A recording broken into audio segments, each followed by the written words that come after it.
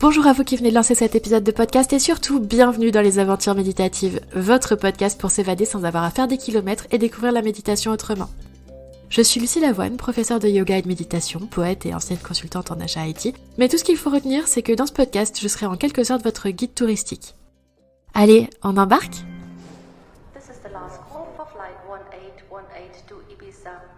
L'épisode que vous venez de démarrer est un épisode de type confidence méditative. Dans ce format, j'invite un ou une invitée à partager son expérience personnelle de la méditation et des états de conscience modifiés au sens large. Qu'est-ce qu'il ou elle a expérimenté, qu'est-ce que ça a changé dans sa vie, comment ça l'a fait évoluer, et tout un tas d'autres questions qui permettront de découvrir des anecdotes intimes et croustillantes. Ces histoires permettent de vous offrir un véritable tour d'horizon des styles de méditation. Parce que, vous le verrez très vite, la méditation, ce n'est pas toujours simplement s'asseoir en silence. D'ailleurs, ce type d'épisode est parfait pour ceux qui n'ont pas la possibilité de faire une pause instantanément ou pour les curieux qui aiment tout simplement écouter les confidences de parcours de vie. Mais si vous avez envie et la possibilité de méditer là tout de suite maintenant, lancez plutôt un épisode de type aventure voyage ou pop culture. Je vous promets que ça vaut le détour. Allez, revenons-en à notre interview. J'ai le plaisir aujourd'hui de vous présenter Charlène. Charlène, bonjour. Bonjour Lucie. Comment ça va aujourd'hui ? Écoute, ça va très bien avec ma petite voix du matin. Je pense que les gens qui nous écouteront au réveil ou dans les transports pour aller au boulot compatiront avec ça. Est-ce que je peux te laisser te présenter de la manière dont tu le souhaites ? Ouais, avec plaisir. Du coup, je m'appelle Charlène, j'ai 28 ans. Je viens d'une petite ville près de Nantes, mais je vis à Paris maintenant depuis 6 ans. Et dans la vie, après plusieurs métiers différents, je suis maintenant sophrologue et entrepreneur dans la santé mentale. Chouette. Et qu'est-ce que tu as fait un petit peu avant, si tu veux le préciser ? Ouais, mon parcours, il a commencé par des études de droit, puis par des études de communication. J'aime bien les virages. J'ai commencé ma carrière dans le conseil pendant 2 ans, mais je manquais un peu de sens au travail, le coup classique. Du coup, j'ai rejoint une association qui œuvrait pour l'insertion pro des personnes réfugiées pendant 2 ans de nouveau. Je crois que c'est un peu mon rythme, 2 ans. On aura, j'imagine, l'occasion d'en reparler, mais j'ai fait un burn-out à la fin dans cet asso. C'est pas que de la faute de la boîte, mais c'est aussi moi qui, je pense, avait besoin d'être un peu plus connectée à mon corps. Du coup, je me suis arrêtée suite à ça.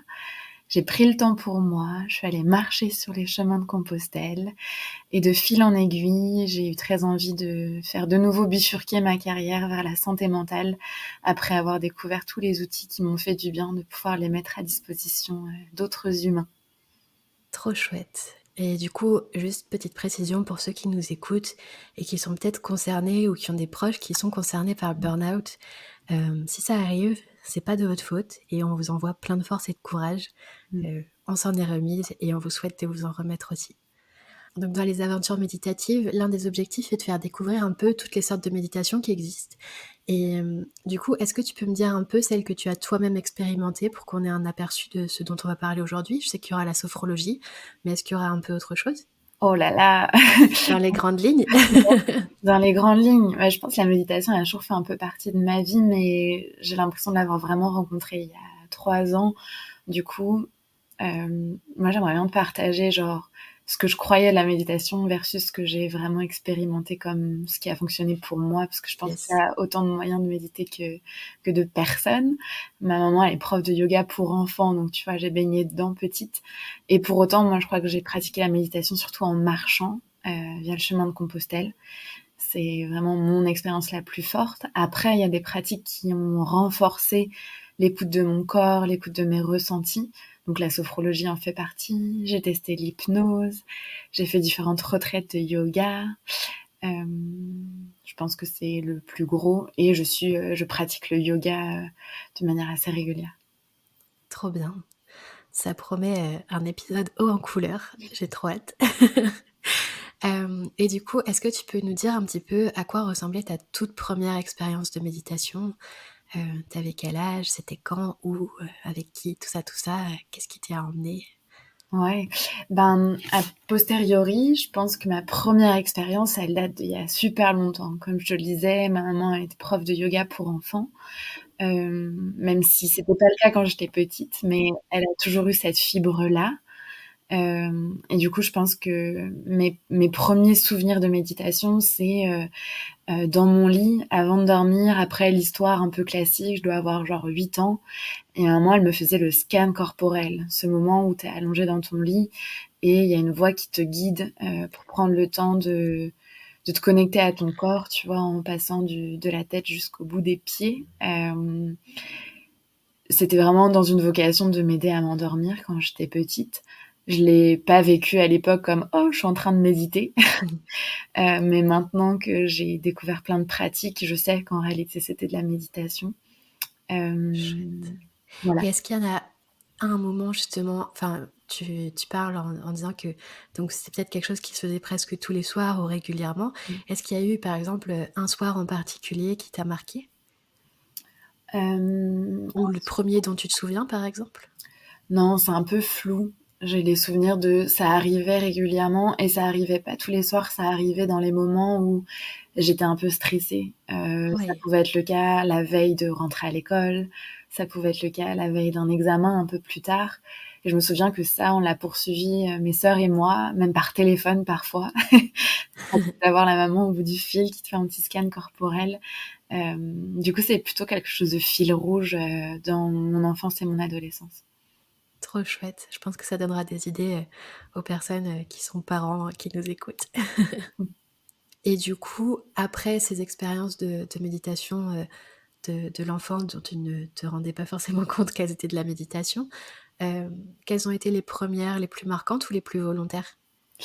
Après, je pense qu'il y a eu, je vais me mettre à la méditation presque par, comment dire, par souci d'autorité il faut que je m'y mette parce que j'ai besoin de me calmer, de me déstresser. Et alors, spoil alerte, ça a été complètement contre-productif. Je pense que j'arrivais avec des bagages entiers de préjugés et de clichés en mode il faut que j'apprenne à ne plus penser. Donc je me mettais dans un cadre hyper strict de silence complet, de je vais me mettre en timer de 15 minutes, je vais m'asseoir dans ma chambre, il faut que j'arrête de penser. Et alors je me suis complètement trompée, enfin ça n'a jamais fonctionné en tout cas de cette manière-là.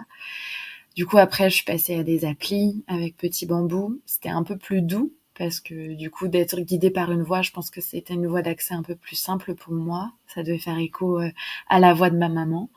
Mais pour autant, tu vois, je pense que ma vraie expérience où je me suis dit, ok, là vraiment, j'étais connecter à l'instant présent, parce qu'en fait, je crois que c'est vraiment ça, la méditation, c'est quand tu sens que tu es juste là, tout de suite maintenant, et sans avoir des pensées qui te surviennent.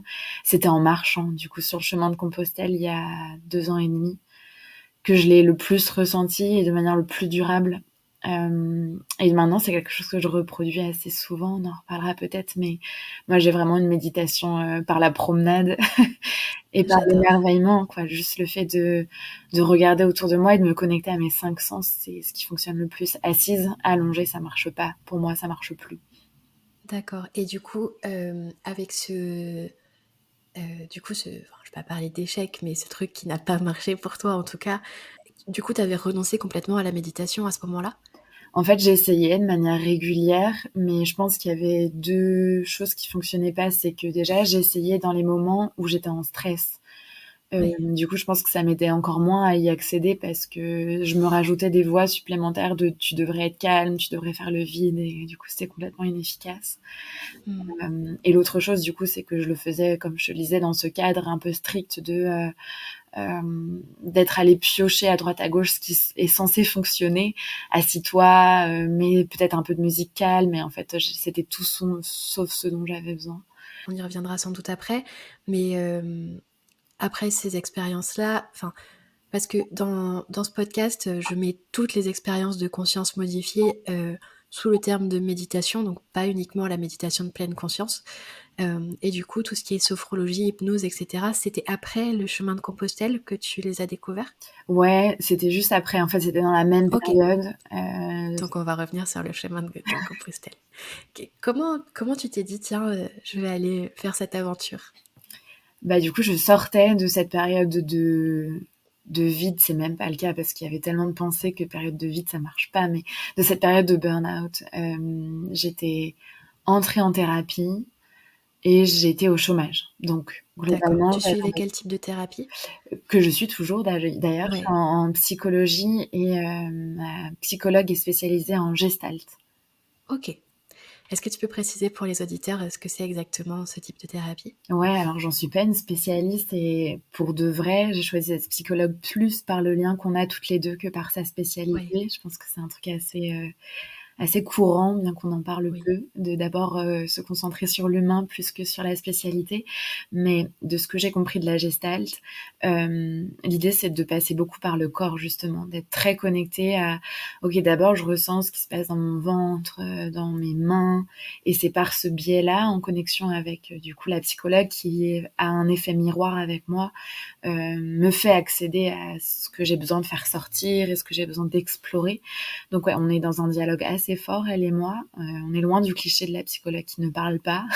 Mmh. Et c'est beaucoup ancré sur le présent. Donc évidemment, on fait des parallèles avec mon passé. On va parfois tirer certaines ficelles, mais ce qui compte le plus, c'est comment là, je me sens ici et maintenant. OK, super, c'est hyper intéressant. On a fait la petite déviation, mais l'intérêt, c'était de montrer aussi, aux auditeurs, enfin à vous qui nous écoutez en fait que, thérapie et méditation ne sont pas incompatibles et il y a pas à choisir entre l'un et l'autre. C'est clair. Les 2 apportent de façon très différente. Et du coup, donc pour en revenir à Compostelle, Mm. j'ai une petite question, mais peut-être qui est un peu cliché mais du coup, est-ce que toi, tu es croyante à la base ou? Ouais, c'est une bonne question qu'on se pose tous sur le chemin. Moi, j'y suis pas allée dans cette démarche. J'ai grandi dans une famille chrétienne et catholique qui, pour des histoires personnelles, a arrêté de pratiquer. Mmh. Donc, je pense que j'ai baigné là-dedans, mais moi, aujourd'hui, là, je me considère plus comme croyante. Je pense que juste je suis connectée à une forme de spiritualité et à l'univers au sens large. Donc, Mmh. l'axe spirituel de Compostelle m'attirait beaucoup, mais pas le lien à la chrétienté en particulier. OK. Et du coup, voilà, comment tu en as entendu parler de cette idée-là? Qu'est-ce qui a déclenché, l'envie d'aller à l'aventure? Et j'aimerais bien raconter que c'était un désir de toujours, mais je crois que c'est pas vrai. Je crois C'est que OK. j'avais besoin de faire marcher mon corps, et de le faire dans un espace sécure. Et en fait, j'ai eu pas mal d'échos de livres, de gens que j'avais croisés, tu vois, dans ma vie qui l'avaient fait pour un temps et qui m'ont toujours raconté que c'est un espace safe, que tu y fais des rencontres incroyables et que c'est hyper propice à des moments de recueillement et d'introspection. Et j'en étais vraiment là à me dire, j'ai besoin de temps pour moi, j'ai besoin de m'extraire d'une vie parisienne qui allait à 100 à l'heure, et j'avais surtout un temps disponible devant moi. Ça me semble important de le préciser, mais j'ai embarqué avec moi ma petite sœur. Du coup, OK. on a marché ensemble. C'est pas forcément la voie la plus classique de faire Compostelle à deux. Et je trouve que c'est important de bien choisir son partenaire de route, son compagnon de route, parce que le chemin de Compostelle, il bouscule pas mal quand même. Ça, le corps, il met bien une semaine à se sentir bien. Du coup, on passe par des moments de fatigue. Enfin, c'est quand même un truc un peu épuisant. Et moi, je pense que ça nous a connectés beaucoup toutes les deux, mais parfois, on se dit des choses pas faciles non plus. Donc, et voilà, il faut le savoir d'avance. Et c'est un truc maintenant qu'on reproduit tous les ans. Je sais pas si c'est quelque chose qui peut intéresser, mais moi j'ai commencé par le faire 15 jours. Et pour des raisons pratiques, du coup maintenant je le fais 15 jours tous les ans jusqu'à ce que j'arrive un jour jusqu'à Saint-Jacques. Waouh! Du coup, ça veut dire que la première fois que tu l'as fait, Mm. tu savais consciemment que tu n'allais pas aller jusqu'au bout? Ouais, j'avais des obligations qui me faisaient rentrer, des mariages. Du coup, j'avais Oui, pas envie de louper ça. Mais a posteriori, je crois que si on a le temps, c'est vraiment chouette de le faire en entier d'un coup. d'accord. Et du coup, maintenant, vous le faites toujours à 2 avec ta sœur ou tu le fais toute seule? Ouais, c'est devenu un peu un rituel aussi, pour nous 2 de nous retrouver à ce moment-là, même s'il y a des journées qu'on passe entières, à pas se parler. On peut avoir 500 mètres entre nous 2. On marche aussi beaucoup toutes seules, quand bien OK. même on se retrouve le soir. Mais ouais, du coup, on le refait à chaque fois tous les ans ensemble. OK. Et du coup, est-ce que, tu peux nous raconter un peu plus en détail, ta première expérience, avec ce chemin-là et comment ça s'est passé et justement, le côté méditatif aussi? Ouais. Bah, ma première expérience, elle était teintée de pluie. On est parti en mai, on se disait qu'il allait faire beau et que ça allait être les petits oiseaux, le printemps, tout ça. Que nenni, il a plu 15 jours d'affilée. Donc, au début, ça a été une expérience franchement un peu douloureuse parce que pour le corps éreintante, comme je te le disais, et surprenante parce que en fait, t'es trempé toute la journée. Donc tu passes, je pense, 2-3 jours à être dans le flux de tes pensées, à te dire «Ouais, qu'est-ce que je fous là? Je serais Mmh. mieux dans mon lit. Pourquoi j'ai pas pris des vacances comme tout le monde? Ça rime à quoi? En plus j'ai des ampoules». Enfin bref, cette espèce de petites voix, voilà, pas très chouettes, mais en fait qui font tellement partie du processus. Et c'est comme si tu passais des paliers, quoi. J'ai l'impression qu'il y a vraiment des étapes, et maintenant que je l'ai vécu plusieurs fois, j'ai l'impression que c'est vraiment des étapes qui existent à chaque fois, d'avoir une semaine où t'es un peu dans le jus, et ensuite il y a vraiment un truc qui passe de l'autre côté, où tu réfléchis plus au fait que t'es en train de marcher, mais juste par effet de répétition, par temps long qui s'étire, parce que du coup, comme tu marches toute la journée, moi je pense que dans la méditation, j'ai besoin que ce soit un temps long, parce que si je sais que j'ai 5 minutes devant moi, je vais être concentrée au fait que j'ai 5 minutes devant moi et ça va pas fonctionner. Donc c'est un luxe, hein, de pouvoir s'accorder ce temps-là, mais si on en a l'opportunité, vraiment, moi c'est un truc qui a tellement fonctionné, où du coup, je sais pas trop comment l'expliquer dans le corps, mais à force, j'avais la sensation que j'étais un peu mêlée à la terre et en même temps, j'étais un peu l'air aussi. Enfin, il y avait un peu un truc de, à la fois, je me sens super connectée à mon corps parce que je sens les pulsations de mon cœur, je connecte avec, je sais pas, ma sueur, avec le fait que voilà, je suis dans l'effort. Et en même temps, il y a plus rien qui est douloureux.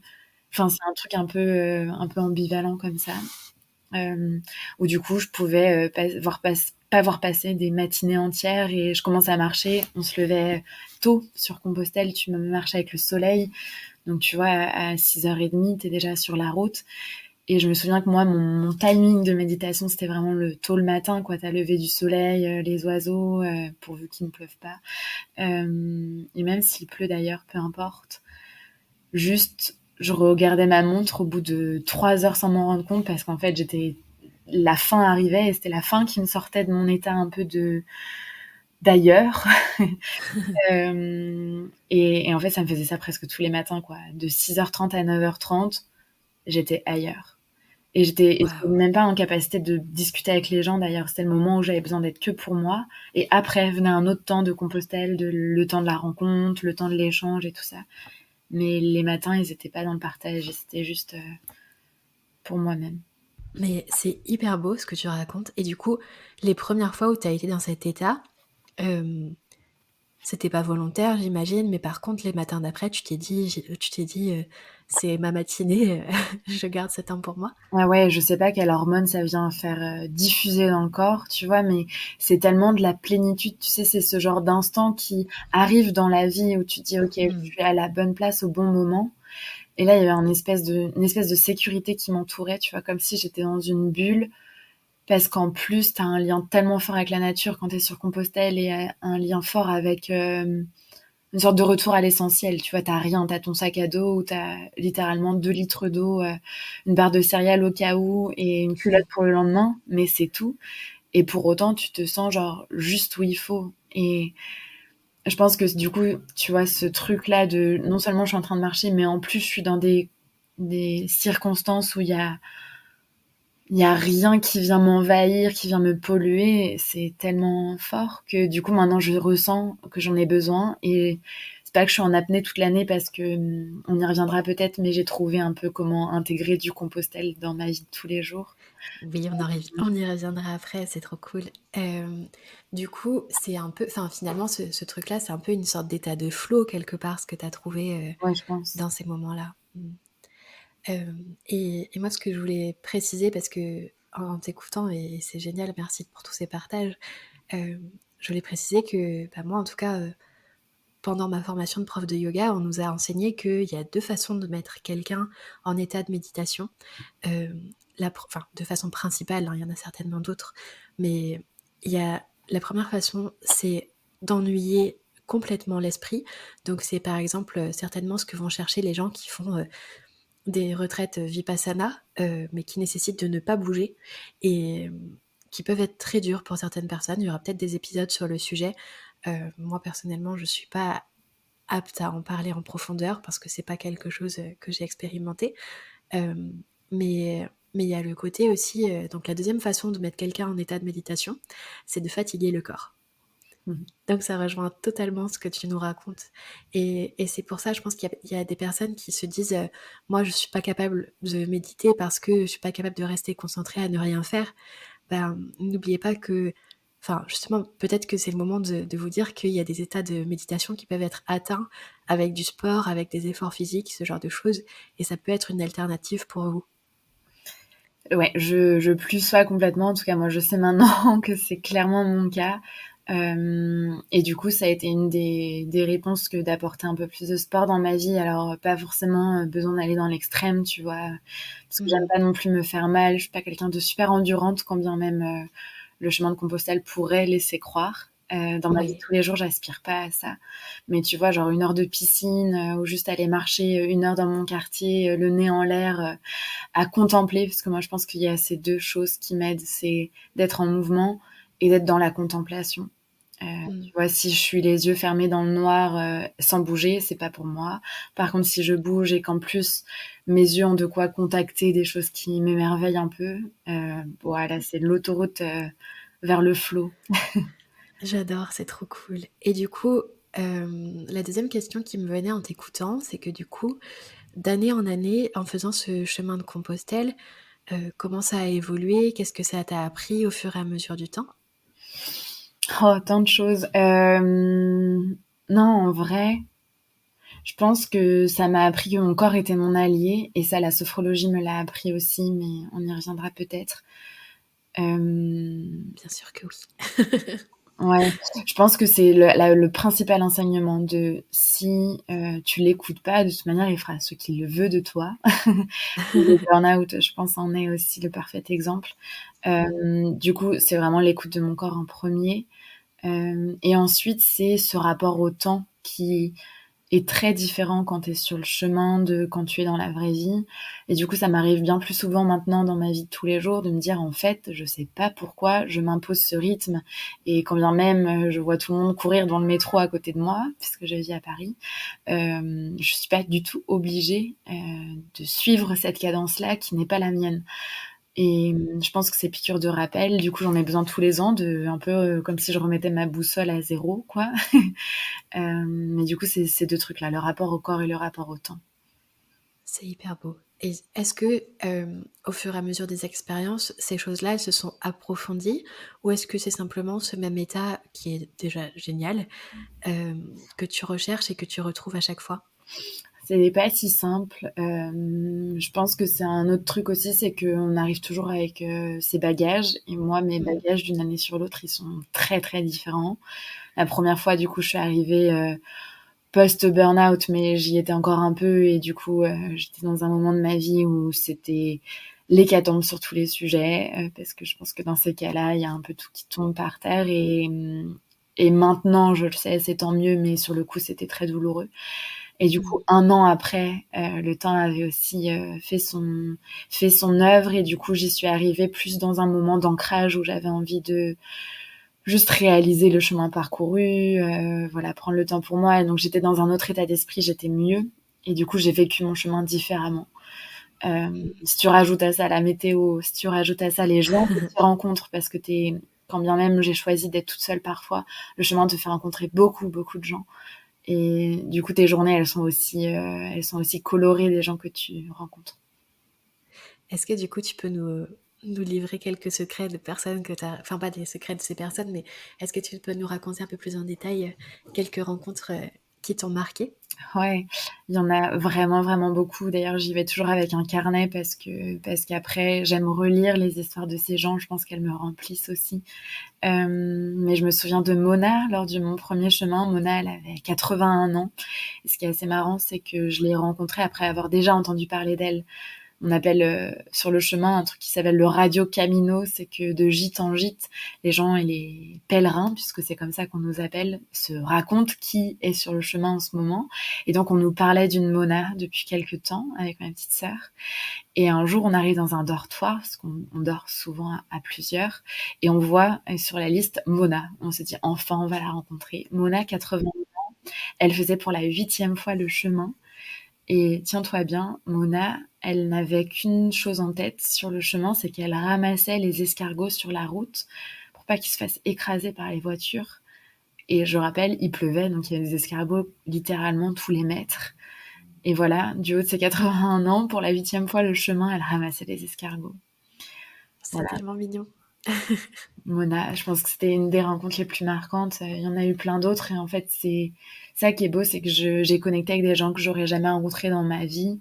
Je pense à Lionel, un cheminot de 50 ans, avec qui on s'écrit encore une fois par mois, tu vois, sans être envahissant, juste pour se donner des nouvelles de comment va l'énergie, quoi, comment va la météo. Et c'est des gens avec qui tu accèdes très vite à des niveaux d'intimité hyper forts. Parce que peut-être que tu auras encore des nouvelles comme Lionel, mais peut-être que tu les reverras plus jamais comme Mona. Et du coup, c'est un espace libre aussi où les gens déversent beaucoup. Je pense que ça va donner envie à beaucoup de personnes de tenter cette expérience qui a l'air géniale. On peut que le souhaiter. Du coup, après ta première expérience, comment tu en es ressortie? Est-ce que tu as eu envie justement de mettre en place quelques petites choses pour garder ça dans ton quotidien? Euh, Est-ce que tu savais déjà que tu avais envie de rempiler pour l'année prochaine, etc. Ouais, la première chose, c'est qu'assez vite en rentrant chez moi, il y a eu la nostalgie qui est arrivée. Qui je pense aussi est toujours le lot de temps où il y a beaucoup d'énergie positive. En tout cas, moi, je me considère comme quelqu'un qui peut être assez proche de la mélancolie. Et du coup, je sais que ça fait partie du cycle de quand... C'est quoi ta définition de la mélancolie? Ah, bonne question. Euh, je pense un automatisme justement à avoir des périodes de cycle où dès que je vis quelque chose de très fort, je vais parfois même par anticipation, quand je suis encore en train de le vivre, être dans une forme de nostalgie ou de regret. Je suis typiquement le genre de personne arrivée à la fin des vacances. 3 jours avant, je sais que c'est déjà la fin des vacances et j'en profite plus. Donc moi, le moment les plus forts de mes vacances, c'est en fait la semaine avant les vacances. Et longtemps, je me suis flagellée de pas réussir à bien profiter de l'instant présent. Mais maintenant, c'est OK. Je sais que ça fait partie du truc et du coup, j'apprécie d'autant plus les semaines avant les vacances. Du coup, voilà, je pense que la mélancolie, pour moi, c'est ça. C'est le fait de pas être toujours connecté à l'instant présent, mais des fois d'être déjà dans le regret alors que je suis encore en train de vivre les choses. D'accord. Et C'est un bel exemple d'acceptation là aussi, du coup. ouais, qui est pas forcément simple, hein, et je suis obligée de un peu forcer mon cerveau. En tout cas, j'ai des phrases comme ça que je me répète un peu comme si c'était des mantras sur le fait que rien ne dure, que ce soit pour le meilleur ou pour le pire. Et du coup, Mm. ça me fait passer les journées de manière plus douce, tu vois. Oui. Et ces cycles de mélancolie aussi plus doux. Mais pour répondre à ta question, du coup, après le chemin, ça a été ça le premier truc. Donc j'ai su très vite que j'y retournerais parce qu'il y avait aussi une sensation de pas assez, de ok, j'ai envie d'aller voir plus loin, j'ai envie de continuer ce chemin.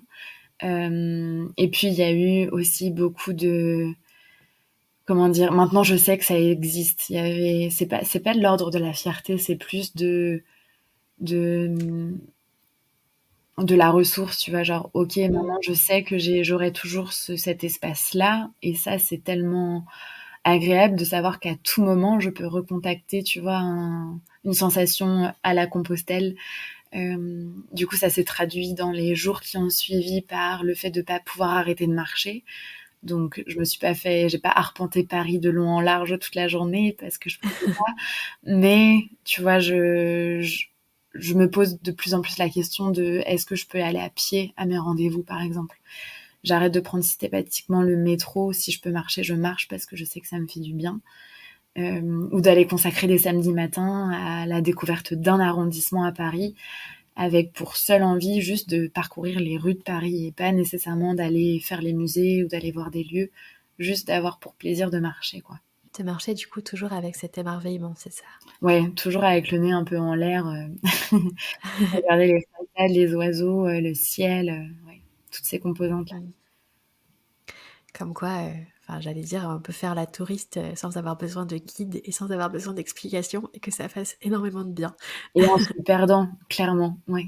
Oui, OK, bah, une très belle invitation à se perdre alors. Et du coup, maintenant c'est quelque chose que tu as mis régulièrement dans ton quotidien? Tu disais, ouais, tous les samedis matins, par exemple? Alors, tous les samedis matins, non, parce que moi, j'ai besoin de partir de Paris aussi. Du coup, le Ouais, week-end, je suis souvent en vadrouille, je voyage avec mon van. C'est aussi une trop bien. bulle, d'exploration que j'ai rajoutée après le chemin, que d'investir dans ce camion qui me permet de prendre l'air et d'aller contacter la nature souvent. Du coup, non, pas tous les samedis, mais par contre, tous les week-ends, il y a un lien avec la nature, que ce soit à Paris ou hors Paris. À Paris, c'est au lac Daumesnil, pour les connaisseurs. Je ne peux que conseiller cet endroit qui est comme une petite bulle de verdure. Non, il n'y a pas de rituel, tu vois, qui soit rythmé. Parce que j'ai besoin de changement et du coup je pense que s'il y avait une routine qui se ressemblerait toutes les semaines, je finirais par me lasser. Mmh. Du coup c'est plutôt à l'envie et c'est plutôt quand je sens des vagues, tu vois, des petites zones de turbulence qui arrivent, c'est plutôt un nouveau réflexe que j'ai qui n'est du coup pas de m'asseoir dans ma chambre à invoquer le vide, mais plutôt ok en fait j'ai besoin d'aller marcher, de prendre l'air. J'adore, c'est trop bien. Je pense que ça va permettre à pas mal de gens qui vont entendre ces mots de déculpabiliser par rapport à l'idée de ne pas avoir besoin d'être régulier ou que c'est OK de s'écouter et de le faire quand on en a envie et besoin et pas nécessairement, avec une régularité, calendaire. Ouais, c'est ça ou militaire, tu vois? Ouais. Parce que j'ai l'impression qu'on a déjà tellement des vies rythmées par plein d'obligations que si ce qui nous apporte du bien-être, ça devient une énième obligation, je vois pas où est le plaisir, Mmh. quoi. Et s'il y a pas de plaisir, il y a pas de détente. S'il y a pas de détente, il y a pas de bien-être. Voilà. Exactement, j'adore et du coup, après cette expérience de Compostelle, j'imagine après la première. Comment tu as découvert, par exemple, l'hypnose, la sophrologie et cetera? Dans quel ordre ça s'est fait, si tu te souviens? Alors après ça, du coup, il y a eu donc Compostelle, la thérapie, le van, même si bon, tout ça n'est pas que de la méditation, ça a participé à mon Mmh. bien-être. Et ensuite, ça a été plutôt de l'exploration. OK. Dans la mesure où du coup la sophro, l'hypnose, sont des thérapies plus brèves que la thérapie, en termes psychologie. Et du coup, j'avais en fait hyper envie j'y suis vraiment allée comme, une exploratrice quoi. En mode, en fait, il existe tellement de choses, j'ai envie d'essayer, des choses que je connais pas, qui me sortent un peu de ma zone de confort. Un peu comme si j'allais remplir ma mallette à outils. Et du coup, je suis allée consulter du coup d'abord une sophrologue. Très bizarrement, le contact n'est pas très bien passé, mais j'ai adoré la sophrologie. Donc, c'est là aussi que j'ai réalisé que, au-delà de la spécialité, ce qui comptait le plus, c'était la personne qu'on avait en face et le lien qu'on pouvait créer ensemble. Mais du coup, la sophro, ça m'a apporté, on va dire, un mix de ce que je connaissais déjà du yoga, à savoir le lien à la respiration, mais des outils, on va dire, plus simples parce que la mise en mouvement du corps, elle peut se faire juste avec, tu vois, les mains sur le ventre, quelque chose que je peux utiliser même dans les transports, enfin vraiment des outils un peu SOS que je peux utiliser plus simplement. Et D'accord. Du coup, juste pour clarifier, avant d'aller plus loin, est-ce que tu peux nous définir un peu ce que c'est pour toi la sophrologie? oui, bah, dans le sens où en plus c'est devenu mon métier, Oui. ça va être un peu, je vais pas avoir qu'une casquette de patiente du coup, mais la On sophrologie, va dire, la casquette de ton expérience à toi. la casquette de mon expérience à moi. Et ben la sophrologie, c'est un temps où je vais peut-être le faire en comparaison d'une psychologie, enfin d'une thérapie via la psychologie, parce que je trouve que c'est un bon moyen de le comprendre. On va pas chercher dans le pourquoi, donc on est vraiment plus dans le comment je vis là, aujourd'hui, tout de suite et maintenant, et on est beaucoup dans de la pratique. Donc il y a des temps d'échange et de verbalisation, mais qui sont que des temps où on se connecte à son corps et on dit tout haut ce qu'on a ressenti à l'intérieur. Du coup, pour moi, la sophrologie, c'est vraiment une invitation à être connecté à son corps en utilisant, du coup, quand je l'ai vécu, à la base, elle m'a fait faire 3 exercices de respiration, de relaxation. Donc, en gros, elle m'a fait bouger mes épaules de haut en bas pour faire descendre le stress et l'évacuer. Et ensuite, de la visualisation, donc qui pourrait ressembler à ce qu'on peut avoir dans notre imaginaire collectif de la méditation, un temps où elle m'a guidée par sa voix et elle m'a fait me connecter à la mer, qui est moi un endroit ressource. La mer, M-E-R, du coup. Mm. Voilà. Du coup, moi, j'ai vraiment vécu la sophro comme j'ai maintenant 3 outils à ma disposition que je peux utiliser dans mon quotidien. Ok. Et du coup, est-ce que tu as essayé plusieurs types de sophrologie ou Non. uniquement ce style-là? Et qu'est-ce que c'est? Est-ce qu'il y a un nom, enfin, est-ce qu'il y a plusieurs courants de sophrologie ou... Ben, du coup, ça, je l'ai appris après, en étant en Ouais, formation. Et je pense que vraiment, c'était tellement pas ce qui m'intéressait en tant que patiente que de, ouais, tu vois, faire un peu l'explication théorique. Moi, je voulais vivre, juste vivre oui, ce que j'avais à vivre. Mais oui, il y a du coup 2 courants. Il y a la sophrologie dite caïcédienne et la non caïcédienne. ok, L'idée, ça vient de son fondateur, Alfonso Caicedo, qui en gros a prolongé l'apprentissage et ses protocoles sous certaines formes, sous certains degrés, mais c'est assez technique. En oui, gros, il y a une partie des sophrologues qui s'arrêtent au démarrage de sa pratique et d'autres qui vont plus loin et qui du coup vont plus vers l'inconscient, se rapprochent encore plus de l'hypnose. Euh, ok, voilà. d'accord. Et du coup, oui, celle que tu as connue au début, c'était plus du coup le début Ouais, de ce c'était de qui est la non proposé, c'est ça? caïcédienne. Ouais. Ok. Et du coup, dans tes explorations, euh, il y a eu donc cette approche de la sophrologie. euh, et qu'est-ce que tu en as retiré? Et ensuite, comment tu as fait ton chemin? C'est deux questions en une, mais Ouais.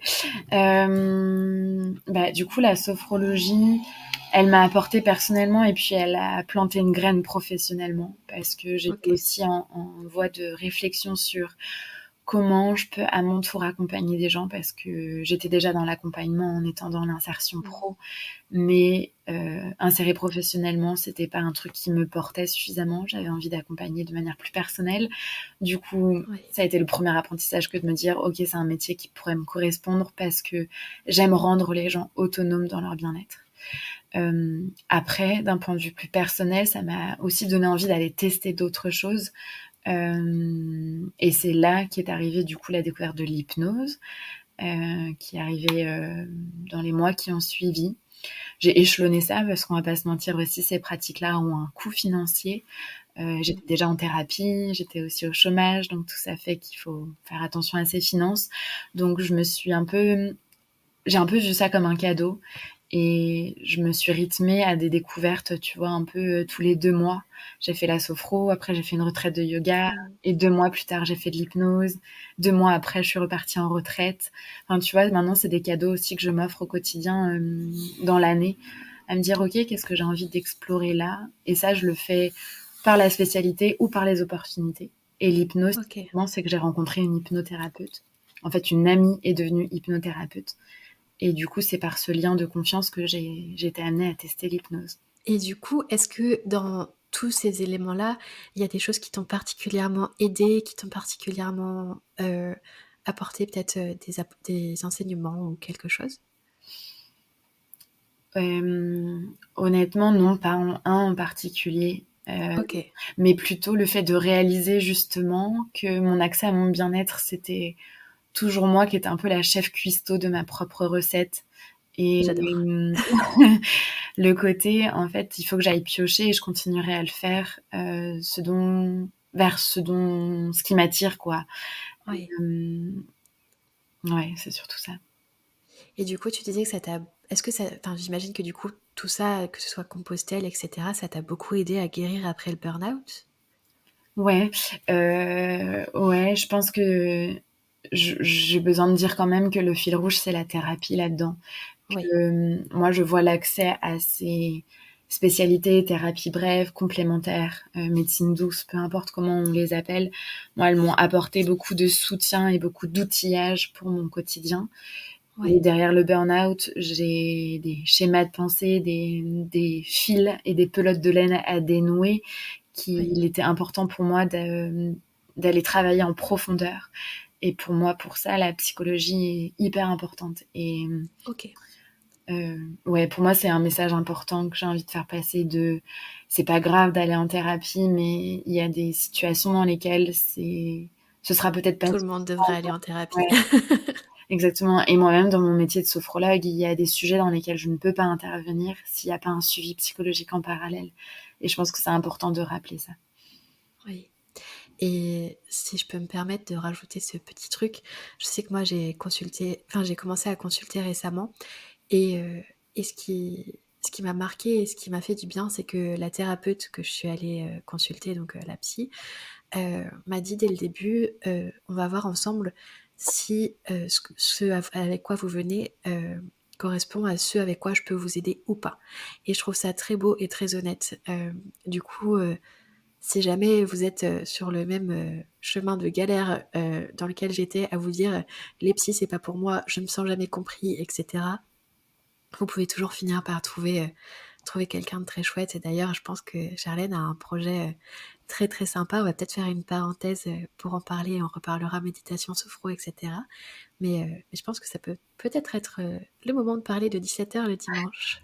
Ouais, avec plaisir. Bah, en fait, pour ça, je peux que rebondir à ce que tu partageais là. 17h le dimanche, c'est issu de mon parcours, du coup, qui a été de pas savoir par où commencer pour me faire accompagner quand j'allais mal. Et le fait est que j'ai rencontré 3 psys avant de trouver celle qui aujourd'hui m'accompagne.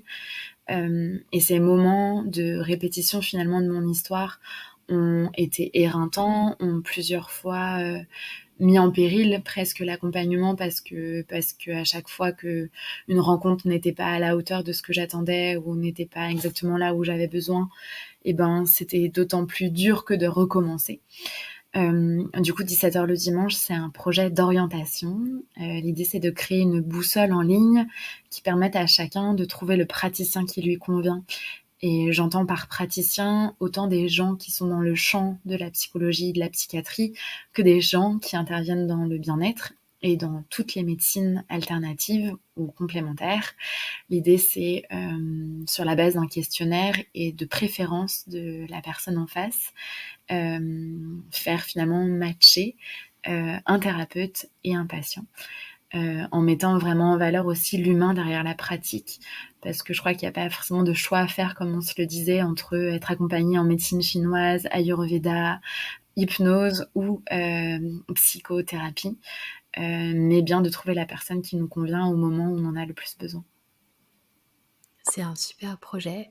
Du coup, où est-ce qu'on peut le retrouver? Est-ce qu'il est disponible? Ça y est? Parce que j'ai eu la chance de suivre un petit peu les coulisses de comment ça, comment ça s'est fondé et franchement, j'en suis très admirative. Donc, Merci.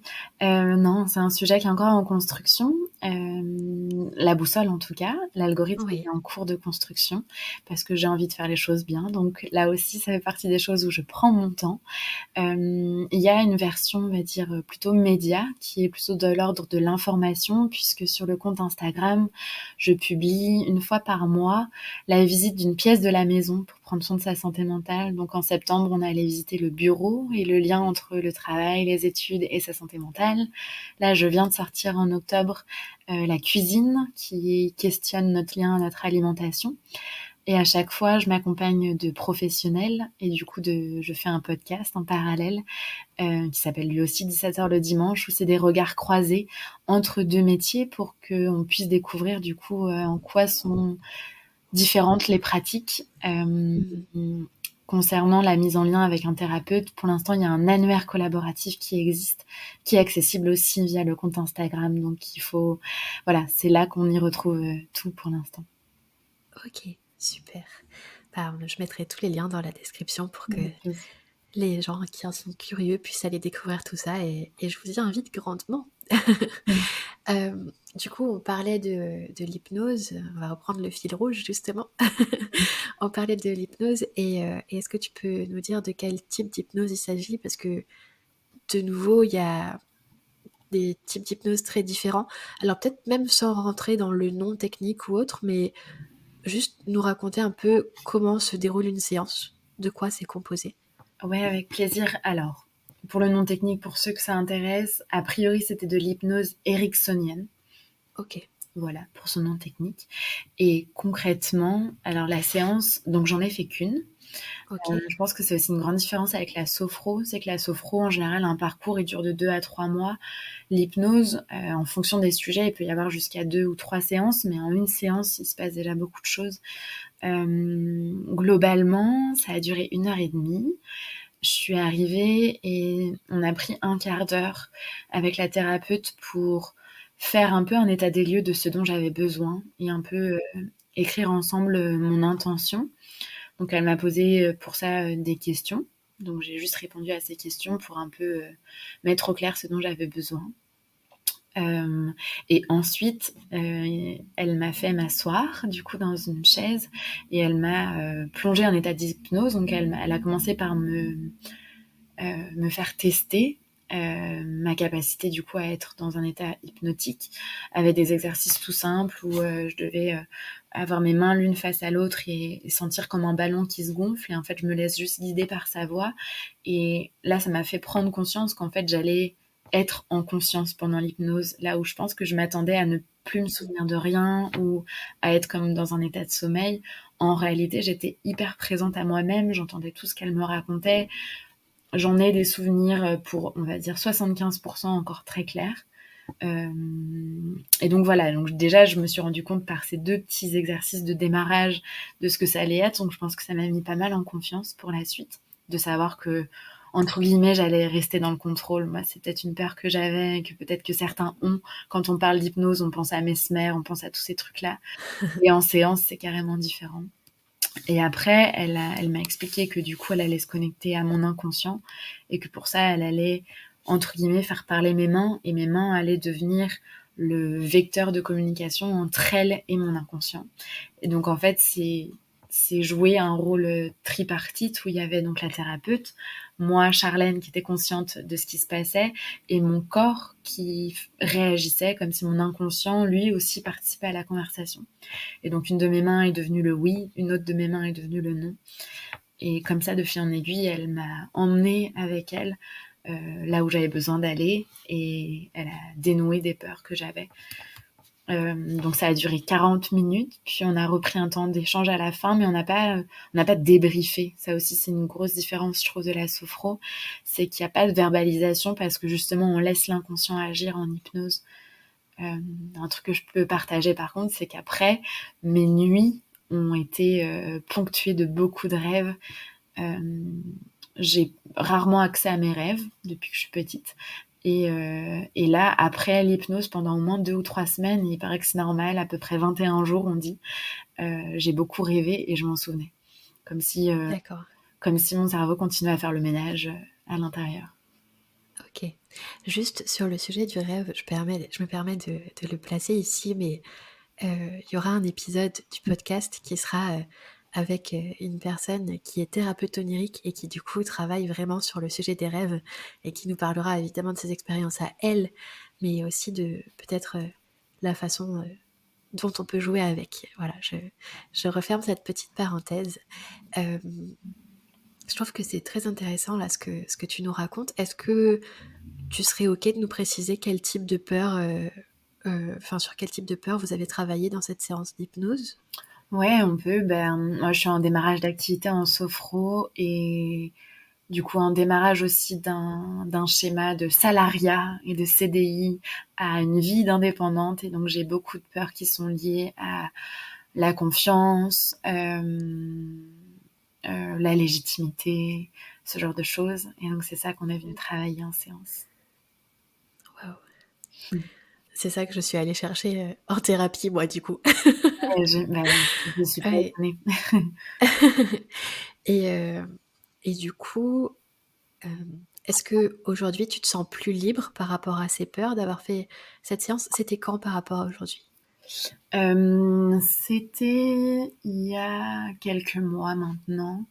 Et je pense comme toute pratique que j'ai fait jusqu'ici, je me sens mieux. Après, est-ce que c'était que l'hypnose? Je suis pas sûre parce que du coup, comme je te le disais, j'ai une sorte d'hygiène de bien-être qui me fait tester plein de choses. Et du coup, j'ai l'impression que ça a été comme une marche de plus dans la conscience et la connaissance de moi-même. Euh, et ouais, il n'y a pas de formule magique, il n'y a pas de baguette magique dans, je pense, aucune de ces pratiques, mais juste Ça se saurait. ouais, à quel moment ça participe à des prises de conscience qui, pour le coup, elles, ont vraiment une fonction de baguette magique parce qu'il y a vraiment des jours où je sens que j'ai des déclics et toutes ces pratiques-là y participent. Est-ce que tu peux nous en raconter quelques-uns de ces déclics? Parce que du coup, on a envie de savoir. Euh, ben, je sais pas s'ils sont toujours très, comment dire ça? S'ils sont très explicites, ou si c'est plutôt un peu comme sur le chemin de Compostelle quand j'ai ces moments de 100% connexion. Peut-être que là, mon dernier, c'était, tu vois, ce week-end, j'ai participé à l'organisation d'un festival sur la santé mentale. J'ai couru partout, globalement pendant 2 jours, puisque j'étais vraiment en coulisses et je gérais tous les bénévoles, tous les intervenants. Et tu vois, j'ai eu ce moment de déclic en pleine agitation du festival, juste par l'observation en fait de comment là je me sens maintenant. Je me souviens m'être mise dans un couloir pendant 10 secondes chrono, m'a dit ok là comment je me sens et c'est tout bête hein, mais spontanément je sais pas j'ai mis mes 2 mains contre mon cœur et je me suis dit ok là je suis bien et du coup le déclic ça a été ça résonne, ça vibre très fort donc je suis à ma place donc la prise de conscience c'était je suis faite pour mettre en place des projets qui réunissent des humains et il faut qu'on se voit dans la vraie vie. Donc mon déclic, ça a été, il faut que je sorte de projets qui sont que derrière l'ordinateur ou derrière les réseaux parce qu'en fait, je suis faite pour voir les gens dans la vraie vie.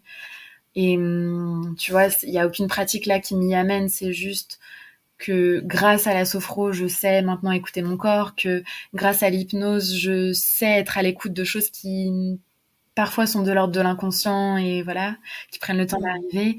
Et je sais par la respiration grâce au yoga que il faut que je me pose 30 secondes pour que tout ça ait le temps de monter au cerveau, quoi. Oui, Donc c'est vraiment, tu vois, l'addition de plein de choses qui facilitent l'accès à des déclics. ça me fait penser à une image. Je me disais, c'est un peu comme si on avait de base un véhicule très simple, enfin, ou très simple, ou plus ou moins pas abîmé, mais qui a vécu en tout cas beaucoup, et sur lequel, grâce à toutes ces petites pratiques, on finit par le transformer en véhicule full option dans lequel on voyage plus rapidement et surtout plus confortablement, quoi. Exactement, exactement. Et j'ai l'impression que si on fait le parallèle presque jusqu'au bout, t'aurais un truc de l'ordre de la psychologie, ça t'apprend à réparer les pièces de la machine qui marchent pas, et ça prend du Mhm. temps. Versus peut-être certaines pratiques de bien-être et complémentaires, elles viennent t'ajouter des options que t'avais pas mais qui sont nécessaires, ou elles viennent éclairer un mode d'emploi que t'avais pas sur une des pièces qui est essentielle, tu vois. Yes. Et du coup, est-ce qu'il y a eu d'autres pratiques que l'hypnose et la sophrologie, etc., que tu as enfin, que tu as expérimenté? Bah du coup là il y a le yoga qui est plutôt en fil rouge pour le coup depuis très longtemps et je pense que j'ai basculé d'une pratique du yoga qui était 100% sportive à une pratique du yoga qui est devenue de plus en plus spirituelle. Avant je pratiquais beaucoup du yoga vinyasa, du yoga hatha Oui. parce qu'il me faisait du bien physiquement. Maintenant, je vais vachement plus vers du yoga, du yin, qui est bien plus doux, bien plus calme et qui a plus vocation pour moi à me poser. Euh, donc, je pense que le yoga fait partie intégrante des pratiques, ouais. Ok. Alors, petite précision par rapport au yin, c'est le type de pratique dans lequel on dit souvent il n'y a plus rien à faire, il y a juste à être. Du coup, c'est une pratique de yoga où on va chercher la détente complète et plus aucun effort dans le corps. Euh, Pas contrairement, mais de façon en tout cas très différente de ce qu'on peut retrouver dans les pratiques plus physiques en tout cas. Et je sais pas si c'est le moment de le préciser ici ou pas, mais euh, faut savoir que la façon dont on résume le yoga en Occident, en tout cas en France, à être simplement du hatha ou du vinyasa, etc., où c'est basé essentiellement sur des postures avec éventuellement quelques exercices de pranayama, donc de respiration, et encore très peu, c'est extrêmement réducteur parce que selon les textes un peu plus anciens, il y aurait 8 parties dans le yoga, et les asanas, donc les pratiques, les postures physiques, ne sont en fait que une de ces 8 pièces. Voilà, donc je vous invite à explorer un peu plus si jamais vous en êtes curieux. Euh, du coup, on va revenir à la sophrologie quand même, parce que si t'es devenue à ton tour sophrologue, c'est que c'est certainement la pratique qui t'a le plus parlé, ou c'est pour une autre raison? Alors oui et non. C'est celle qui m'a le plus parlé dans, comment dire, la vocation que j'ai envie d'avoir dans la vie des gens, et Ok. en même temps dans ce qui résonne le plus juste dans ce que je peux apporter avec les bagages que j'ai. Je pense que c'est aussi par respect de mes propres limites que pour l'instant je me sens pas de devenir par exemple psychologue, parce que Oui. mes bagages à prendre aussi sur les épaules, voilà, je me sens pas la distance nécessaire pour accompagner de la bonne manière et d'être dans la bonne posture. Donc Pour autant, t'en aurais envie ou... pour autant, j'en aurais envie, Oui. parce que comme je te le disais, je pense que les psychothérapies sont des outils très forts qui, je pense, permettent de dénouer des choses que la sophrologie ne peut pas faire. Et donc en ça, Mm. évidemment, j'aurais envie de pouvoir aller plus loin pour aider plus et davantage. Mais j'aime dans la sophrologie le fait de pouvoir rendre autonome les gens, et j'aime que ce soit une pratique qui puisse adresser autant des gens qui se disent très pragmatiques, parce que j'ai dans les personnes que j'accompagne des hommes ou des femmes d'ailleurs, peu importe, qui se disent très scientifiques, très rationnels, qui n'aiment pas avoir trop de liens avec les spiritualités, en tout cas qui s'en coupent beaucoup. Et c'est pas grave et c'est très bien. Enfin, vraiment, il n'y a pas de jugement derrière ça. C'est juste un constat de quand ils arrivent vers moi, ils me disent, je choisis la sophrologie parce que je sais que c'est une approche scientifique.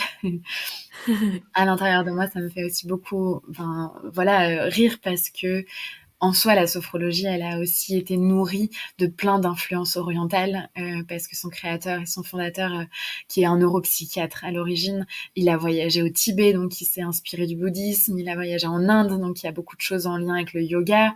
Il a voyagé au Japon auprès de maîtres zen, donc il y a quand même beaucoup de liens avec la spiritualité dans la construction des protocoles de sophrologie. Mais j'aime bien qu'en tout cas ça puisse paraître comme quelque chose de suffisamment grand public pour que des gens qui ne se sont jamais intéressés à leur bien-être ou n'ont jamais pris le temps de se questionner sur leur santé mentale, parfois y accèdent par cette voie-là. Ok, super. Et j'avais une autre question aussi. Du coup, tu as fait principalement des séances de tout ça en individuel, c'est ça? Pas de groupe? Dans ma pratique en tant que professionnelle, tu entends? Non, non, non, dans ta pratique personnelle, ce que tu as expérimenté. Alors, j'ai expérimenté que de l'individuel, à l'exception du coup du yoga, qui avait pour Oui. moi en tout cas toujours lieu en collectif, et de retraites de yoga dans lesquelles j'ai pratiqué une multitude de choses. Je pense à autre chose dont on n'a pas du tout parlé, qui a été un moment hyper fort pour moi, c'est la sonothérapie. Chouette. Je te laisse juste nous expliquer un petit peu ce que c'est, comment ça s'est déroulé, tout ça. Bah, volontiers. Euh, du coup, la sonothérapie, je l'ai pratiquée en retraite de yoga, à la Maison des Marronniers, avec la sonothérapeute qui s'appelle Alena. Elle est incroyable. Et c'était un moment hyper fort, puisque ça a réveillé plein de choses que, pour le coup, je m'explique pas. Là où je pense que jusqu'ici, toutes mes pratiques ont toujours eu un peu mon mental qui a analysé. Là, vraiment, je ne sais pas ce qui s'est passé, juste j'ai eu tellement d'émotions à ce moment-là. En gros, tu es allongé sur le sol, sur le dos, et on positionne autour de toi des bols tibétains. Et du coup, la thérapeute passe autour de toi et agit et fait sonner les bols en résonance. Ils sont positionnés autour de tes chakras. Et ça dure plus ou moins longtemps. Le fait est que moi, on était plongés collectivement, donc on est passé individuellement un quart d'heure chacune, mais toute la séance a duré 3 heures, puisqu'on Mm. assistait en même temps à cette sonorité de toutes. Et ça fonctionne par le fait que notre corps, il est composé à 70% d'eau. Et du coup, quand on fait entrer en résonance, bah, c'est comme si vous mettiez un verre d'eau à côté d'un bol qui résonne. Ça fait vibrer euh, le corps. Et donc, ça active certains chakras. Et donc, moi, typiquement, je peux être transparente, hein. J'y suis allée à cette retraite au moment d'une rupture amoureuse qui était très difficile. Et au moment du passage à mon chakra du cœur, j'ai été secouée de sanglots, donc ça a été à la fois très libérateur et en même temps assez douloureux comme ressenti. Mais vraiment, c'est comme si j'avais un truc qui lâchait vraiment de manière très très très très très très forte. Euh, voilà, ça a été très intense. Je pense que ça a été ma pratique presque méditative du coup, la plus intense émotionnellement. Ouais. C'est hyper beau ce que tu partages. Pour ceux qui nous écoutent, la sonothérapie, ça se retrouve aussi souvent sous le nom de sound healing ou ce genre de choses, ou sound bath. Et ça peut se faire autant avec des bols tibétains qu'avec des bols en cristaux ou avec toutes sortes d'instruments différents qui font vibrer en vérité. Euh, et c'est vrai que ça peut être très très fort. Autant parfois ça peut sembler être comme une sieste, autant parfois c'est beaucoup plus fort. Enfin, ça remue vraiment en profondeur, quoi. Et du coup, après cette expérience-là, comment tu t'es sentie? Est-ce que ça, justement, le fait que ça ait fait vraiment quelque chose au niveau du cœur, euh, ça t'a vraiment libéré de quelque chose ou ça t'a permis de te connecter plus à cette émotion, en tout cas? Ouais, bah, je me suis sentie à la fois libérée et en même temps vraiment complètement bouleversée parce que dans mon cheminement personnel, j'étais en phase de rupture, mais la rupture n'avait pas encore eu lieu. Et c'est comme si pour le coup, ça avait vraiment créé un déclic parce qu'elle m'a expliqué a posteriori hein, qu'il s'agissait du chakra du cœur. Moi, je ne l'ai pas su au moment où ça se Oui, passait. Parce que j'avais pas forcément, elle avait volontairement pas expliqué que ça se passait à ces endroits-là. Du coup, j'en avais même pas conscience pendant le moment. Et donc c'est après qu'elle m'a dit, bah écoute, en tout cas tes sanglots sont apparus au moment où j'étais à cette zone. Voilà, oui, sans commentaire quoi, juste ce qui est. Et donc pour moi, ça a été assez perturbant de me rendre compte de ça. Donc j'ai mis du temps ensuite à le refaire. J'ai refait une retraite 1 an après. J'avoue que j'avais une petite appréhension quand j'ai du coup recommencé parce que ça avait été tellement intense, tellement fort et en même temps tellement évocateur que j'avais un peu ce truc de qu'est-ce que je vais découvrir sur moi-même au prochain chapitre. Mais le corps est bien fait et en fait, il fait sûrement émerger ce dont on a besoin de faire émerger à un moment T. Mais la deuxième fois était du coup beaucoup plus douce et j'ai vécu la deuxième fois comme un moment de sieste, comme tu le disais tout à l'heure. Et pourtant, j'ai vu c'était encore en collectif puisque c'était encore en retraite, pas avec la même personne. Mais j'ai vu des personnes avoir des sanglots elles aussi, d'autres avoir des fous rires. Enfin, il y avait vraiment plein d'émotions très différentes qui ont émergé. Bref, pour une même pratique, je trouve c'est important aussi de se rendre compte que on peut avoir des ressentis et des émotions très différentes. oui. Oui, oui, que ce soit d'un moment à l'autre où on pratique, même du jour au lendemain, ça peut être très différent. Et d'une personne à l'autre, évidemment, ça change beaucoup. Et c'est vrai que on en parle très peu, mais c'est vrai que le rire, ça arrive souvent comme une réaction. Enfin, ça arrive souvent. En tout cas, le rire, ça peut arriver à des personnes dans des réactions à des soins énergétiques ou ce genre de choses, et c'est complètement ok. Et, euh, et si ça vous arrive, ou que ce soit ça, ou les pleurs, ou juste complètement autre chose, ou juste être calme, si vous expérimentez ce type de choses, je vous invite à juste accueillir et voir comment ça se passe pour vous, et à choisir justement des personnes qui vont vous accompagner pour que vous puissiez vous dire, bon bah, peu importe ce que je vais vivre aujourd'hui, je suis bien entourée, et c'est ok. Ouais, et même si le rire peut être motivé parfois par une sorte de gêne, enfin, c'est ok aussi. Moi, je sais que ça m'est arrivé. C'est encore un autre truc auquel j'avais plus pensé, mais j'ai fait des chants de mantra dans un centre zen à Paris. Ouais, Euh, En fait, on s'était trompé avec ma maman. On pensait assister à un bain de gong et c'était des chants de mantra. Donc on a été complètement pris au dépourvu. On s'est retrouvés dans cette salle pendant 1 heure et demie à commencer à devoir chanter. Euh, du coup, il y a eu cette phase de surprise pendant 15-20 minutes où on s'est dit mais qu'est-ce qu'on fout là? À quel moment interviennent les gongs? Et en fait, on a compris après, du coup, dans le temps long, qu'on s'était complètement trompé. On s'est finalement pris au jeu, mais il y a eu ces 15-20 minutes de mi-surprise, mi-gêne où je sentais que j'étais prise de fou rire. Et en fait, effectivement, la thérapeute a très bien accueilli tout ça et devant le groupe a expliqué que bah voilà, ça arrive, que c'est intimidant parce qu'on se retrouve rarement avec de parfaits inconnus à chanter à gorge déployée des mantras dont en plus je connaissais pas la signification à l'époque. Enfin bref. Je pense que des fois, c'est aussi tous nos petits juges, tous nos clichés, Oui. tous nos a priori qui sont un peu en présence. Et si le rire permet de les faire s'échapper, ben allons-y, quoi. Exactement. Et sachant que le rire est extrêmement libérateur, qu'il soit, et on va pas approfondir là-dessus aujourd'hui parce que c'est pas le sujet, mais il y a même du yoga du rire qui Mm. permet de plus ou moins forcer un rire. Et au final, le cerveau ne sait pas faire la différence entre le rire spontané et le rire qui a été démarré comme un moteur volontairement, quoi. Donc, euh, donc ça peut beaucoup aider aussi.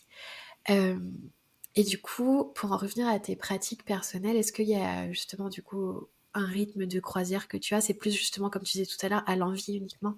Ouais, c'est à l'envie uniquement, pour pas que ça rajoute une contrainte. Et ce que je découvre du coup en devenant sophrologue, c'est que j'ai l'impression quand même que ça appartient de ma routine, puisqu'à chaque fois que je fais une séance à quelqu'un, j'ai l'impression d'en bénéficier à 50% aussi. Euh, voilà. Donc ça, c'est devenu ma routine sans que je le présuppose. C'est trop beau, j'adore. Parce que, pour la petite précision, au début, enfin en tout cas, je sais que moi, dans mon enseignement du yoga, au début, j'avais beaucoup de mal parce que ça me vidait de mon énergie quand je donnais cours. Et maintenant, j'ai aussi ce truc de euh, bah, quand je donne un cours à la fin du Shavasana, je suis aussi détendue que mes élèves, quoi. Et alors qu'on n'a même pas fermé les yeux, on s'est pas allongé ou quoi que ce soit. Mais c'est comme si finalement on arrivait à accueillir l'énergie différemment, plutôt que de vouloir absolument tout donner et être dans le perfectionnisme. Mais enfin, en tout cas, je le comprends comme ça. Mais ouais, c'est assez intéressant. Ouais, moi aussi, ça me fait ça dans le sens où les premières séances, je pense, il y avait pas une histoire de performance, mais il y avait un peu de stress parce que c'était un démarrage Ouais. de pratique et du coup, avec l'expérience qui vient, parce que ça va faire une petite année maintenant. Ouais, je pense que depuis 6 mois, ça me fait ça aussi. Je vis les choses avec eux ou avec elles. Ouais, c'est hyper beau. Et du coup, je sais pas si la question de savoir si tu aimerais méditer plus ou plus souvent est vraiment pertinente ici, vu que tu t'écoutes déjà. Est-ce que tu arrives à trouver assez de temps en fait? Non, je sens bien qu'il y a un peu un truc pompier quand même. Ouais. Euh, du coup, je sens que je mets en place les moments de marche, de méditation, de retraite dans les moments enfin pas d'urgence à 100%, mais où j'en ai vraiment besoin. Et j'aimerais bien pouvoir avoir une pratique à terme méditative qui soit plutôt de l'ordre de la prévention ou de l'anticipation ou juste du quotidien pour me faire plaisir. Et c'est pas encore le cas. Et du coup, sur le côté expérimentation, etc., est-ce que peut-être du coup, vu que tu as cette approche-là, est-ce que tu as par exemple une bucket list de trucs que tu as envie d'expérimenter ou en tout cas juste quelques petits trucs qui te tentent et que tu aurais envie de faire prochainement? Oui, tout ce que je n'ai pas encore exploré, donc la liste n'arrête pas de s'allonger à chaque fois que je lis quelque chose, à chaque fois que j'écoute quelqu'un. J'ai très envie de tester le Reiki. J'ai très envie de faire une retraite silencieuse, Vipassana ou une autre. Même si ça me fait aussi peur parce que tu l'as compris, j'ai un petit enjeu autour du silence Mm. et du statique. Donc, ce serait un peu un challenge. Euh, Bienvenue au club. après, j'ai très envie d'aller aussi dans des approches plus spécialisées. Enfin, elles restent des approches globales, mais tu vois, je pense à la médecine chinoise, à l'acupuncture, à l'ayurveda, à la naturopathie. En fait, j'ai envie de tout tester. Euh, à la fois professionnellement parce que ça alimentera mon projet de 17 heures, mais aussi personnellement parce que vraiment, je pense qu'il y a à piocher partout. J'adore, trop cool. Je comprends tellement cet enthousiasme et cette envie d'aller tester plein de pratiques différentes. C'est un peu ce truc où je sais que avant de faire de la méditation, ce genre de truc, j'adorais déjà voyager. Et bon, maintenant les deux sont liés, hein, mais c'est un peu la même chose que quand on a commencé à voyager. Après, on a envie d'aller partout et de tout voir. Et c'est pareil avec toutes ces expériences méditatives différentes. Une fois qu'on en a testé quelques-unes, on devient très curieux d'en tester d'autres. Ou peut-être que d'autres personnes pour qui c'est pas le cas et qui restent juste sur une pratique qui leur convient. Mais en tout cas, ouais, je comprends tellement cet enthousiasme d'avoir envie de tout expérimenter. Ouais, et puis par période, tu disais hyper justement tout à l'heure, on n'a pas envie et besoin des mêmes choses. Donc là, c'est ma bucket list en théorie un peu figée, tu vois. Oui, Mais je sais qu'il y a des moments dans l'année où j'ai besoin d'être dans l'énergie et du coup, j'aimerais bien faire une retraite qui mixe le surf et le yoga parce que je serais dans un truc où j'ai besoin de bouger.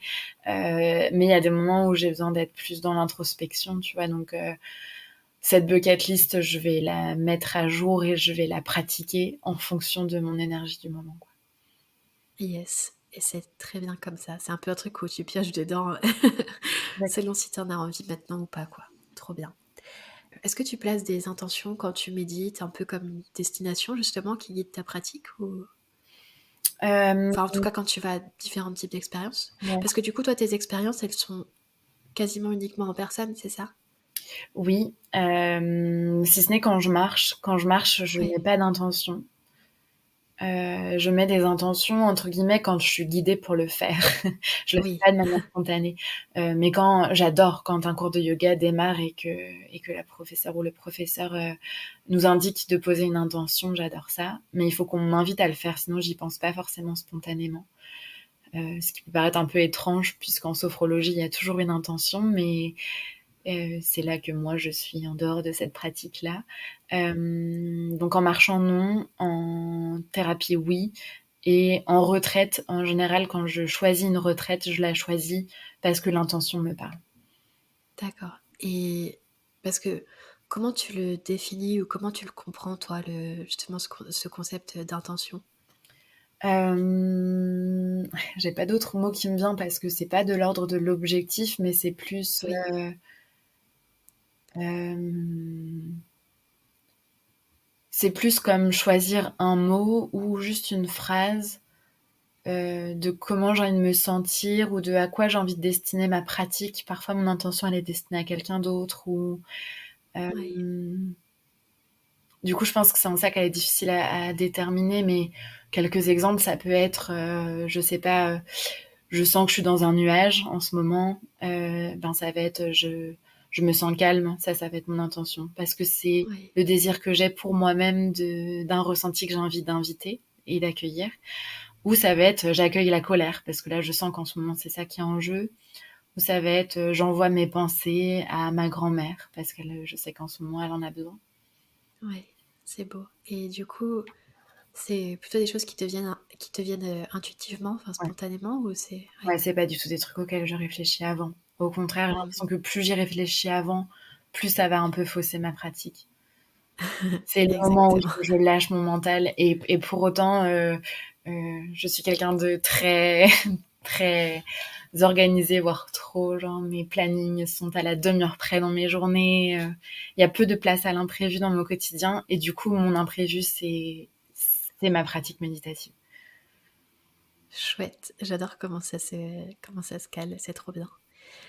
Et du coup, dans les pratiques méditatives, dans tous les styles, est-ce qu'il y a parfois des éléments qui font que tu as envie de tout arrêter? Et dans ces cas-là, est-ce qu'il y a des choses qui t'aident te raccrocher justement à la pratique? Ouais, des fois, j'en ai ras la casquette de l'axe spirituel. J'ai un peu non, mais ça m'a fait parfois cet effet-là. Je sais pas si c'est l'axe spirituel le bon terme. C'est peut-être plutôt que trop d'introspection tue l'introspection. Enfin, il y a eu des fois où je me suis pas sentie égocentrique ou narcissique, mais presque un peu trop tournée vers mon nombril. Et du coup, ce qui me fait du bien, c'est d'aller vers l'autre et d'aller dans du collectif. Pour ça, par exemple, je pratique le théâtre et c'est une pratique qui n'est pas méditative en soi, mais qui parfois me fait du bien pour déconnecter d'instants où la méditation presque est dans sa contradiction de trop me faire être à l'écoute de moi et de plus être connectée à l'univers qui m'entoure, quoi. Du coup, j'ai besoin de ça dans ma vie, d'avoir des moments où je suis connectée à l'autre et je suis plus en train de me regarder moi, et en fait, ça me connecte à moi-même quand même. Ça peut paraître un peu contre-intuitif, mais les deux participent. Non, mais c'est très. En vérité, c'est assez compréhensible. Mais du coup, c'est du théâtre où tu fais par exemple des personnages ou c'est du théâtre d'impro ou... Non, c'est pas de l'impro parce que j'aime pas trop ça. C'est ok. C'est du théâtre contemporain, donc on suit une pièce. Et Oui, c'est vrai que bah, j'en ai fait un tout petit peu quand j'étais plus jeune aussi et c'est vrai que le fait de jouer un personnage, bah, tu déconnectes, enfin tu prends un peu ce personnage comme si tu étais justement complètement ce personnage pendant quelques temps, pendant le temps de la pièce ou du cours de théâtre, etc. Et c'est vrai que ça permet complètement de, pas de débrancher le cerveau, mais de plus avoir à trop réfléchir sur soi. Et c'est vrai que c'est précieux sur ça. Je pense que les personnes qui pratiquent le théâtre se reconnaîtront là-dedans. Peut-être que d'autres auront envie d'essayer, du coup. Est-ce qu'il y a des choses que tu aurais voulu savoir quand tu as commencé tes expériences méditatives? bah, je pense que ça m'aurait aidé de savoir que qu'il fallait faire varier les plaisirs. Parce que j'ai vraiment passé beaucoup de temps, enfin beaucoup de temps. Ça n'a pas du tout été bénéfique tous ces temps passés à essayer toujours de contacter la méditation par le silence et par le statique. Donc, je pense que si j'avais su plus vite qu'il y avait d'autres manières d'y accéder, ça aurait été plus simple et moins compliqué. Mais c'est peut-être la seule chose parce que je sais aussi que le processus et le chemin pour y arriver fait partie de l'apprentissage. Donc, trop de conseils, tu le conseilles. Et je pense qu'il faut juste tester soi-même plein de trucs pour voir ce qui nous convient, quoi. Oui, c'est chouette. C'est un très bon conseil. Et du coup, comment était la personne que tu étais avant toutes ces expériences de méditation, d'hypnose, de sophrologie, etc. Un peu la même et un peu pas la même. Je pense que la principale différence, c'est que j'étais pas connectée à mon corps. Genre, Oui, c'est pas que je ressentais rien, mais c'est que j'écoutais pas ce que je ressentais. Et je faisais pas forcément le lien entre si j'ai mal au ventre, c'est qu'il y a quelque chose à réajuster et à réaligner. Et si j'arrive pas trop à parler parce que j'ai ma gorge nouée, c'est qu'il y a un truc qui sort pas. Maintenant, ça, je le sais. mmh. Et est-ce que tu as envie de lui dire quelque chose à cette personne que tu étais avant de commencer toutes ces explorations? Juste de pas s'inquiéter, que ça viendra en son temps. Yes, c'est très bien. Et enfin, c'est pas que c'est très bien, mais c'est trop cool comme message. Et est-ce que ton entourage t'a fait des commentaires ou des remarques sur la façon dont tu as évolué depuis que tu as fait tout ça? Je pense par exemple bah, à ta sœur avec qui vous faisiez les chemins ensemble ou à d'autres personnes dans ton entourage. Ouais, je pense qu'avec mon entourage, on est assez pudique. Du coup, on se commente pas trop les évolutions de D'accord. chacun. Mais, mais j'ai eu des effets miroirs ou des retours de on te sent plus apaisé. Ouais. Et on sent que tu changes. Alors, je pense que du coup, c'est assez naturel, mais ça m'a fait avoir certaines personnes de mon entourage s'éloigner et d'autres arriver. Et je pense que c'est les justes choses qui se mettent en place, quoi. Donc, il y a rien eu de très soudain. Je veux dire, ça n'a pas mené à des ruptures ou à des changements hyper intenses et hyper forts. C'est plus un truc qui se fait petit à petit. Ouais, c'est chouette. Parce que parfois, c'est vrai qu'on peut se retrouver avec des personnes qui remarquent qu'on a changé de telle ou telle manière, même s'ils ne savent pas forcément qu'on pratique telle ou telle pratique méditative. Et ça peut être parfois surprenant. Et du coup, ouais, c'est chouette. Mais c'est bien aussi d'avoir le respect de ne pas faire de commentaires spécifiquement là-dessus. C'est plutôt cool. C'est le signe d'un entourage plutôt sain, donc c'est chouette. Mais du coup, de quoi tu as envie maintenant dans tes expériences? Enfin, quelles sont les prochaines intentions, par exemple? Si tu pouvais en mettre maintenant spontanément. Bah, Là, une intention hyper forte en ce moment, c'est d'être dans le partage du coup de ce qui, moi, fonctionne. Donc, via 17h le dimanche, c'est en cours. Mais l'envie qui émerge là très fort en ce moment, vu que je suis sophrologue et que ma maman est professeure de yoga, c'est à notre tour de créer notre retraite. Oh, trop Euh, cool. donc ça viendra en temps voulu, mais c'est très en présence en ce moment. Trop bien, on te le souhaite alors. Est-ce qu'il y a des aspects qu'on n'a pas abordés et que tu aimerais ajouter ou des questions que tu aurais aimé que je te pose? Non, je vois rien qui manquerait à ce partage d'expérience. Oui, je pense qu'on a fait un voyage énorme dans ces expériences-là, donc c'est trop trop cool. Il m'en est même revenu à l'idée que j'avais oublié. Genre les mantras, j'avais complètement oublié. J'adore. Et est-ce qu'il y a eu du coup des mantras que... Enfin finalement, du coup, est-ce que cette expérience avec les mantras, elle a été quand même... elle t'a fait du bien ou c'était un joyeux incident? C'était un joyeux incident, c'est exactement le bon terme. Je pense que pour le coup, c'est une des pratiques que j'ai apprécié découvrir, mais que j'ai pas nécessairement envie de réitérer parce que c'est pas celle qui me parle le plus. Oui, Et c'est pas grave. Voilà. oui, c'est ok. Puis, enfin, quand on pratique autant de choses différentes, à un moment, pour caler tout ça dans son agenda aussi, c'est un grand sujet, quoi. C'est clair. Ou pour trouver du temps, en tout cas. Et est-ce qu'il y a des personnes que tu aimerais entendre pour raconter à leur tour leurs aventures méditatives? Bah, tout à l'heure, tu parlais de retraite Vipassana. Des gens qui auraient expérimenté ces retraites-là, ça m'intéresserait beaucoup. Ok, chouette. Et des personnes de ton entourage, peut-être que t'aimerais entendre faire ce type de confidence ou... Je réfléchis. Bah, peut-être mon amie hypnothérapeute. Parce que c'est vrai que je connais son histoire professionnelle, mais j'imagine qu'elle a aussi pratiqué personnellement pour en arriver à faire ces choix-là d'orientation. Yes. Et du coup, où est-ce qu'on peut te retrouver sur les réseaux sociaux ou sur Internet en général, ou même en personne, parce que c'est ton intention et ta volonté aussi maintenant, je crois, Ouais, de ben, faire plus de présentiel? vous pouvez me retrouver via 17h le dimanche, du coup plutôt sur Instagram, sur Médoucine en tant que sophrologue et sur le festival Facette pour se rencontrer dans la vraie vie. Chouette. Donc le festival Facette qui a eu lieu il y a quelques temps et qui sera l'année prochaine du coup? Ou c'est... Croise les doigts. Ok, donc un festival annuel. Écoute, il me reste plus qu'à te dire merci infiniment d'être venu partager tout ça sur ce podcast. C'était un moment vraiment fort en émotion et vraiment hyper beau. Et merci de tout cœur et j'espère que les personnes qui nous écoutent ont passé un aussi beau moment. Euh, merci, merci, merci. Merci à toi. Si le concept des aventures méditatives vous plaît, n'hésitez pas à vous abonner sur votre plateforme d'écoute préférée pour ne pas en manquer une miette. Vous pouvez aussi y laisser un commentaire et 5 étoiles pour encourager mon travail. Lire vos retours donne toujours une énergie de dingue pour continuer. Et bien sûr, vos suggestions de destination et d'invités seront toujours les bienvenues. Allez, c'est tout pour moi pour aujourd'hui. J'ai déjà super hâte de vous retrouver pour nos prochaines expéditions. C'était Lucie Lavoine, à très vite pour de nouvelles aventures méditatives.